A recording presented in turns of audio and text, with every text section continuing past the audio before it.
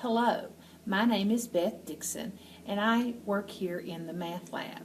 It is my job to provide tutoring to students and to provide them the help that they need to be a success in their math class. One way we do that is to provide these videos so that they can get some assistance in their math courses. Now, these videos are not designed to replace their classroom lecture. The most important key to success in your math class is your classroom attendance and participation in class. And these videos are not designed to replace that classroom lecture and that classroom attendance, but they are designed to provide some additional perspective and some additional help, and I hope they do provide both. If you need additional help, remember it can always be found by coming by and seeing us in person in the Math and Behavioral Social Science building in room 222, and tutoring is available. I hope to see you there. Again, my name is Beth Dixon, and I hope you enjoy the video.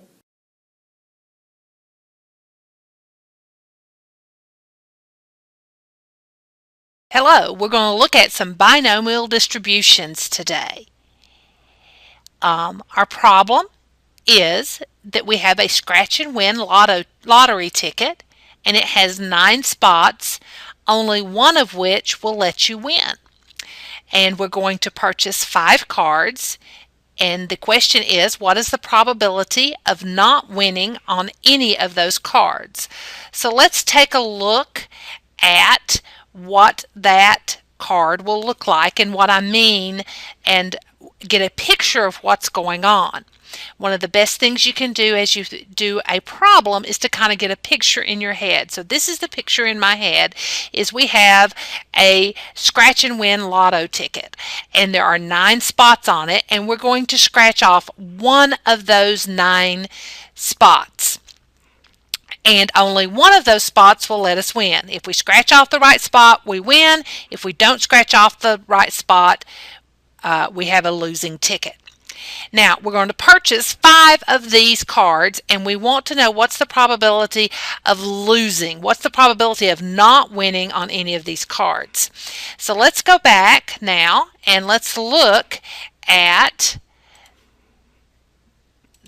this problem, and let's see how, first of all, how we know it's a binomial distribution. Well, as we look at it, we know it's a binomial because it's got to meet certain criteria. First of all, it needs a fixed number of trials. Do we have a fixed number of trials? Well, sure, we have a fixed number of trials. We have that we purchased 5 cards. So we're going to try this experiment. We're going to scratch off and try and make a guess of which is the winning circle 5 times. So that's a fixed number of trials. Is the probability of guessing the same every time? Sure, the cards are independent from each other and each trial is separate from the rest, so that's all the same. And that probability we can find next. Well, that probability is not given to us directly. We're going to have to think about what that probability is. And that's a common question that your teacher will ask. A scratch and win lottery ticket has 9 spots. Well, there were 9 spots on it, only one of which will let us win. And so I'm going to look at it as what's the probability of winning. So the probability of winning is 1 out of those 9 spots. So we're going to write it just in the fraction form, and that's just a nice way to write that problem, and that probability, I mean. Then the other thing that we want to notice here is, and probably what I should have underlined first, is it was asking for the probability. So I know that I'm looking for a probability. That means my answer will always be between 0 and 1 because all probabilities are between 0 and 1. And of not winning, so that means I want my x to mean 0 wins. So my next thing I'm coming up with is that x equals 0. Now, Our teachers here at Walter State approach this in one of two ways. They either use the calculator or they use the formula. And so I'm going to first write down and show you how to do the formula.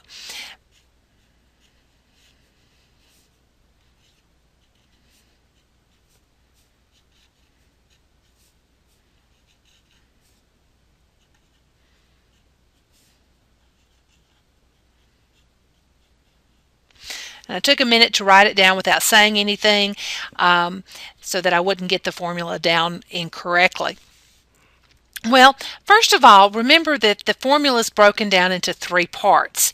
The first part is the number of ways to arrange your trials. You've got, in this case, only losing tickets, but sometimes you have a combination of both losing and winning tickets. And how many ways are there to order those things? So that's the combinations. That's the ways to arrange what's going on, winning versus losing. And in our case, that'll just be 10, choose, and then 0. And that just, oh, excuse me, not 10. We're not doing 10. We're doing 5.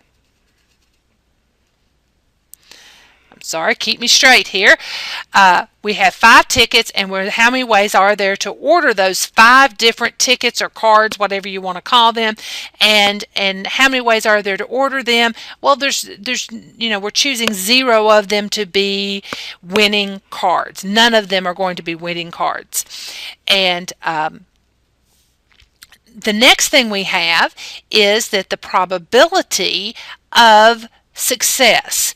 Well, what is our probability of success is 1 out of 9. And out of those 5 cards, how many successes do we want? Well, we want 0 successes. And don't panic over this. The numbers take care of themselves. Then the Q comes next. And some of you are saying, oh, my teacher didn't use Q. Well, that's okay. Q is 1 minus P. So if you're not familiar with Q, your teacher just substituted the 1 minus P there. For those students that use Q, that's because your teacher used the letter. If your teacher didn't use the letter, they've put 1 minus P there. They're exactly the same thing. And so what is that? Well, in our case, and I'm going to scoot this over so you can see, our Q is going to be 1 minus 1/9. Well, that's the probability of losing on the card. If 1 out of the 9 spots are winning spots, 8 out of the 9 spots are losing spots. And I'm going to ease this up so that we can see the bottom of the page. Okay, and that means this over here becomes 8 out of 9. The probability of losing on a card is 8 out of 9, and how many of the cards do we want to be losing? I think I said that wrong. I said it right the second time. The probability of losing on a card is 8 out of 9, and we want 5 of those cards to be losing cards. So I think I may have said that wrong the first time, but the second time I said it correctly. And now we're ready to calculate this on our calculator. And so let me bring the calculator here, and I hope I've been having trouble with my camera and getting the calculator all in focus. I hope this is appropriate and in focus this time. Okay, let's hit our numbers, and I'm going to move this over just a tad so that you can see what we're doing. We press 5, then Math, over to the probability menu, then down and choose number 3. We can either hit down and then enter or just press 3. Either one will get it. Then 0. Then the times button. And again, if I'm moving too fast, remember you can always pause until you catch back up or hit the rewind and replay it. Then notice I'm typing in 1/9 raised to the 0 times 8/9. And again, I just use the fraction form here. I do not need to put these in decimal form. Raised to the 5th, and I'm going to press enter. And I'm going to get 0.549288. And depending on your teacher is how many decimal places you're going to round this. I'm going to round mine to 4 decimal places, and I'm going to get 0.5549. So I have over a 55% chance of losing on all 5 cards. Now, let's also show you on the calculator how to do this. I'm trying to get it where you can see. If you use straight calculator, once you get your N, your P, and your X.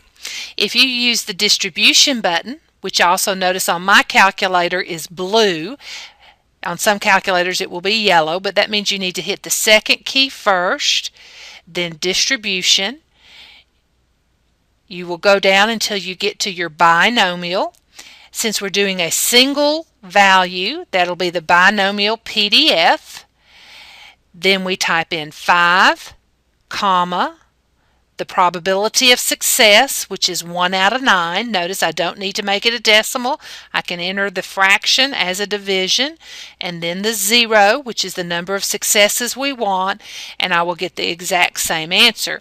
And again, the rounding is up to your teacher.